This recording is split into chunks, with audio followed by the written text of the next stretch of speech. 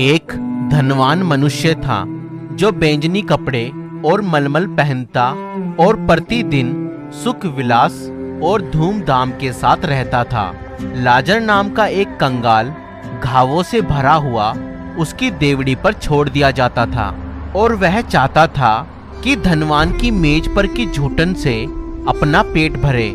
यहाँ तक कि कुत्ते भी आकर उसके घावों को चाटते थे। ऐसा हुआ कि वह कंगाल मर गया और स्वर्गदूतों ने उसे लेकर अब्राहम की गोद में पहुंचाया और वह धनवान भी मर गया और दफनाया गया। और आधुलोक में उसने पीड़ा में पड़े हुए अपनी आंखें उठाई और दूर से अब्राहम की गोद में लाजर को देखा। तब उसने पुकार के कहा, हे पिता अब्राहम, मुझ पर दया करके लाजर को भेज दे ताकि वह अपनी उंगली का सिरा पानी में भिगोकर मेरी जीभ को ठंडा करे, क्योंकि मैं इस ज्वाला में तड़प रहा हूँ। परंतु अब्राहम ने कहा, हे पुत्र, सिमरन कर कि तू अपने जीवन में अच्छी वस्तुएं ले चुका है और वैसे ही लाजर बुरी वस्तुएं, परंतु अब वह यहाँ शांति पा रहा है और तू तड़प रहा है। इन सब बातों को छोड़, हमारे और तुम्हारे बीच एक भारी गड्ढा ठहराया गया है कि जो यहाँ से उस पार तुम्हारे पास जाना चाहे वह ना जा सके और ना कोई वहां से इस पार हमारे पास आ सके। उसने कहा, तो हे पिता, मैं तुझसे विनती करता हूँ कि तू उसे मेरे पिता के घर भेज, क्योंकि मेरे 5 भाई हैं। वह उनके सामने इन बातों की गवाही दे। ऐसा ना हो कि वह भी इस पीड़ा की जगह में आए। अब्राहम ने कहा, उनके पास तो मूसा और भविष्यवक्ताओं की पुस्तकें हैं, वे उनकी सुने। उसने कहा, नहीं हे पिता अब्राहम, पर यदि कोई मरे हुओं में से उनके पास जाए तो वह मन फिराएंगे। उसने उससे कहा, जब वे मूसा और भविष्यवक्ताओं की नहीं सुनते तो यदि मरे हुओं में से कोई जी उठे तो भी उसकी नहीं मानेंगे।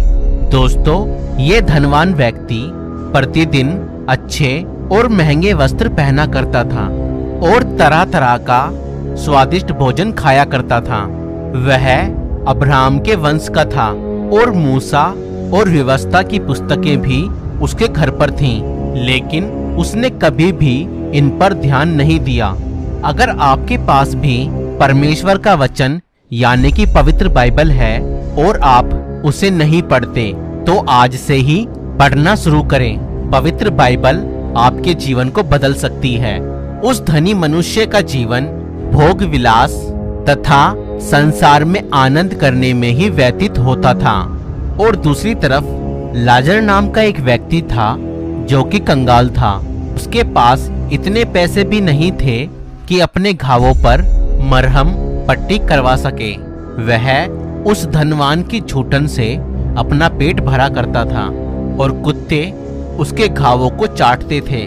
मगर जब वो दोनों मरे तब निर्धन लाजर स्वर्ग में अब्राहम की गोद में है और धनवान मरकर अधोलोक में गया, जो एक नरक जैसी ही जगह है।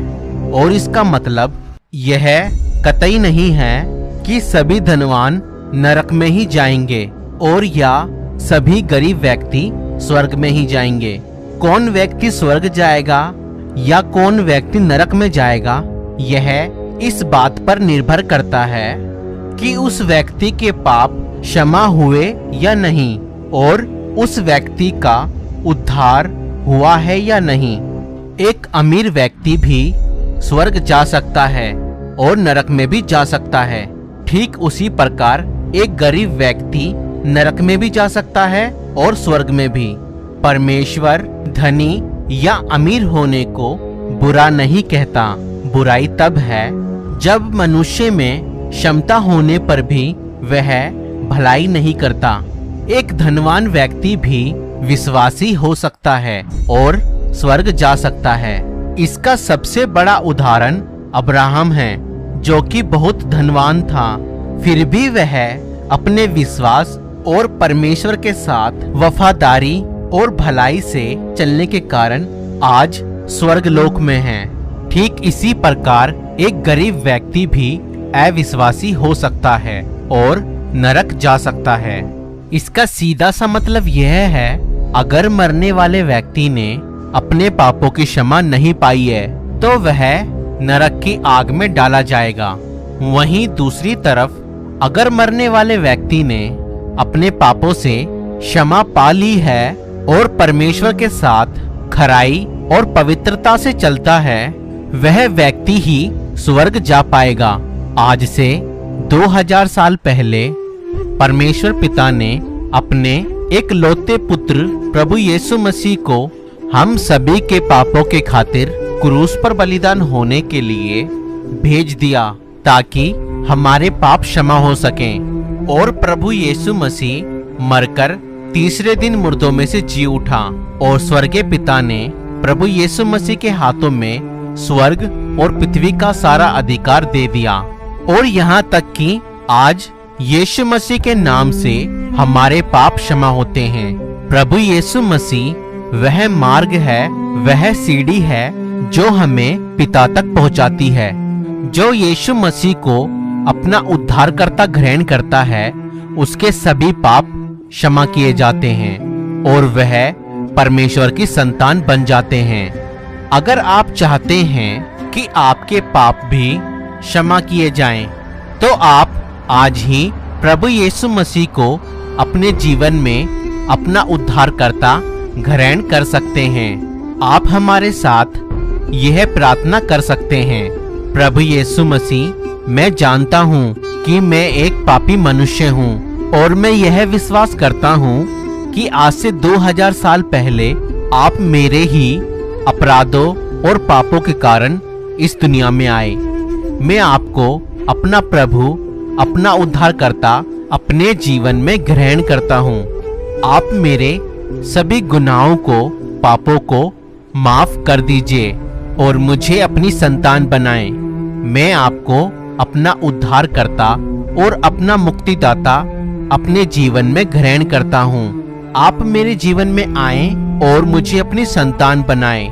यीशु मसीह के नाम से इस प्रार्थना को मांगता हूँ। पिता परमेश्वर, सुन और कबूल कर। आमीन। और इतनी सी प्रार्थना करने के बाद आप भी परमेश्वर के बेटा और बेटी बन जाएंगे। अब आप परमेश्वर के वचन पवित्र बाइबल को पढ़ें। आप परमेश्वर से डायरेक्ट प्रार्थना कर सकते हैं। परमेश्वर आप सभी को बहुत आयत से आशीष दे। और ध्यान दें, परमेश्वर आपके जीवन को बदलता है, आपके धर्म या जात को नहीं।